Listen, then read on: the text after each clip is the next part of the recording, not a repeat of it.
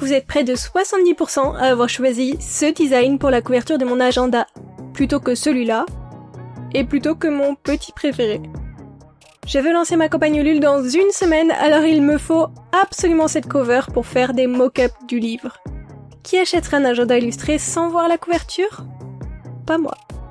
Je vais commencer par l'illustration centrale et je ferai le cadre plus tard. Parce que le cadre ne m'inspire pas et l'illustration est déjà faite. En grosse flemmarde que je suis, l'ordre des choses était tout trouvé. Pour que le rendu soit le plus propre et le plus pro possible, j'ai décidé de faire du numérique, mais je ne veux pas de mise en couleur classique. J'aimerais déjà un plus joli modelé du visage, une moins grosse présence des contours, mais surtout une gamme de couleurs beaucoup plus nocturne et bleutée. Je veux vraiment que ma couverture ait une grosse ambiance lumineuse, et après tout, Kali est un personnage mi-vivant, mi-revenant. Avec une chevelure spectrale, le bleu va très bien lui aller, j'en suis sûre. C'est marrant parce que sur ma dernière vidéo, j'avais justement essayé de travailler ma mise en couleur numérique pour qu'elle soit plus simple. Et là, je veux la recomplexifier. Mais ça dépend du dessin et du rendu qu'on veut. Pour les croquis que je vous ai montrés la semaine dernière, ils seront dans un style simplifié. Mais pour la couverture, une ambiance plus travaillée me semble beaucoup plus adaptée. Je pense que je n'aurai jamais autant travaillé ma mise en couleur numérique que pendant la préparation de ce nouveau projet Ulule. J'ai eu beaucoup de mal au début avec la gamme de couleurs, ça paraît très faux quand on travaille avec des couleurs peu conventionnelles. Mais l'œil finit par s'habituer, et quand on met une couleur plus foncée en fond de notre toile, ça nous aide aussi déjà pas mal. Peindre un personnage en couleur nocturne sur un fond blanc, c'est très dur pour la gymnastique de l'esprit. Je me suis aussi demandé pendant un moment si je devais utiliser des couleurs normales et leur appliquer un filtre bleu par la suite, mais ça rendait pas vraiment comme je voulais. J'ai vraiment pas mal tâtonné. D'ailleurs, je tâtonne toujours beaucoup plus en numérique qu'en traditionnel. C'est pour ça que je me filme moins quand je fais du numérique. J'ai besoin d'être au calme, bien installé et de faire plein de tests différents pour trouver une piste que j'aime bien. Tandis qu'avec le traditionnel, je peux me filmer de A à Z sans problème. Je n'ai pas à tâtonner et réessayer plusieurs fois. Je m'assois devant mon dessin en sachant ce que je vais faire. En même temps, ces dernières années sur YouTube, j'ai beaucoup plus travaillé le traditionnel. Même si j'ai toujours fait un peu de numérique. Mais il y a un autre point qui rend le numérique plus compliqué pour moi. En tradi, on est limité par nos outils. Il n'y a pas 50 manières possibles d'utiliser des feutres ou des crayons de couleur. Donc la contrainte technique nous aide à nous cadrer et à ne pas trop nous disperser. Surtout qu'une fois que c'est fait quoi. C'est du tradi, si tu veux recommencer quelque chose, c'est pas facile. Tandis qu'en numérique, il y a moins de contraintes, plus de possibilités, et on peut reprendre et retoucher nos dessins à l'infini. Cette multitude de possibilités a tendance à me bloquer, j'ai trop d'envies différentes et trop de mal à n'en choisir qu'une. J'ai l'impression de faire un sacrifice à chaque fois. Et c'est aussi pour ça que j'ai laissé le cadre de côté pour le moment. Je veux vraiment faire un cadre qui me plaît, sauf que j'aime trop de styles différents de livres anciens. D'ailleurs, j'ai une collection de livres anciens chez moi, je ne les lis pas, c'est vraiment juste pour leur esthétisme. Je suis aussi du genre à collectionner des jolis carnets sans jamais les utiliser. Bref, j'espère ne pas être la seule. Mais je suis trop contente du rendu du visage de Kali. J'aime beaucoup le modelé du visage et des joues, je le trouve super réussi et ça m'a presque bloqué pour le reste. Est-ce que ça vous arrive aussi de tellement aimer une partie de votre dessin que vous ne voulez plus le continuer par peur de rater le reste et d'être déçu ? Avant de faire cette chaîne YouTube, c'était mon quotidien. Plein de dessins et de croquis abandonnés à moitié terminés par peur de mal faire. YouTube et ces vidéos que je partage avec vous, ça m'a vraiment aidé à aller au bout de mes dessins. À terminer ce que je commence et à le faire dans un délai raisonnable. Sans ça, je prendrais probablement des semaines pour chaque dessin. Je suis quelqu'un qui passe plus de temps le crayon en l'air au-dessus de mon dessin à réfléchir qu'à vraiment dessiner. Je me suis longtemps sentie mal, moins douée ou moins légitime que les gens capables de se lancer d'un coup et de faire tout un dessin ou toute une peinture d'une traite. Mais au final, on est tous différents, notre processus artistique nous est propre et ne vaut pas moins que celui d'un autre. Alors oui, je suis lente et je réfléchis chaque trait 5 fois avant de le tracer. Mais aujourd'hui, j'ai accepté ce mode de fonctionnement. Je ne sais pas si j'avais vraiment réfléchi ce dessin comme ça, mais j'aime bien la manière dont il a évolué. Et je me suis même réconciliée avec l'idée d'avoir un personnage sur ma couverture. En général, je préfère les fleurs ou les décors et les arabesques. Mais l'ambiance me paraît assez particulière pour attirer mon œil, donc je suis contente. Mais maintenant, il me faut le cadre pour voir si ça s'intègre bien à l'ensemble et si ça fait vraiment une jolie couverture, ou si je suis passée à côté du truc.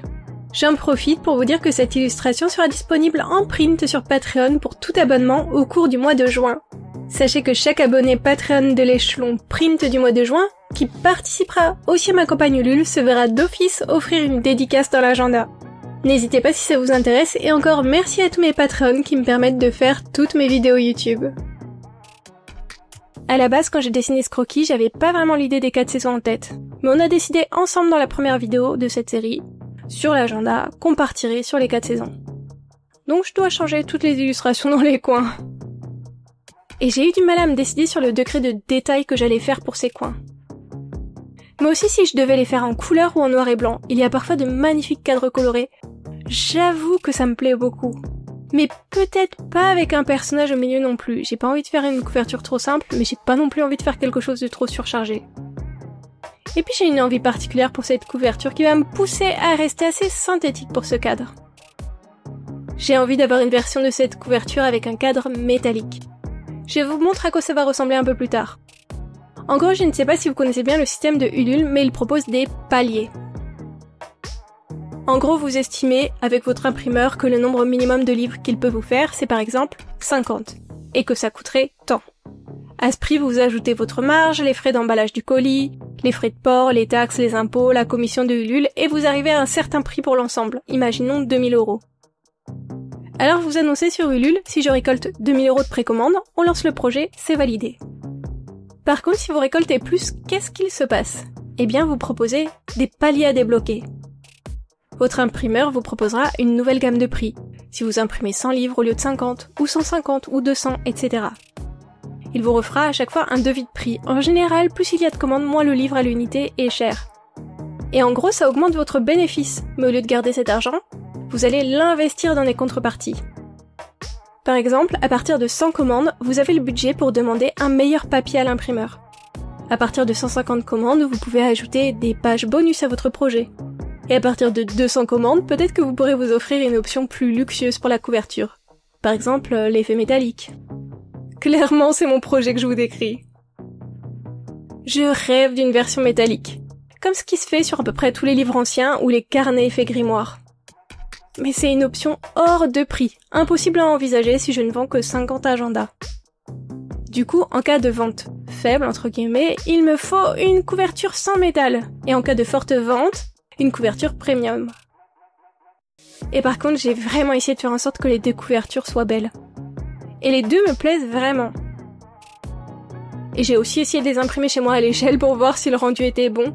J'avais plus trop de noir dans mon imprimante, alors c'est un peu bizarre, mais ça rend bien. Et les deux rendent bien.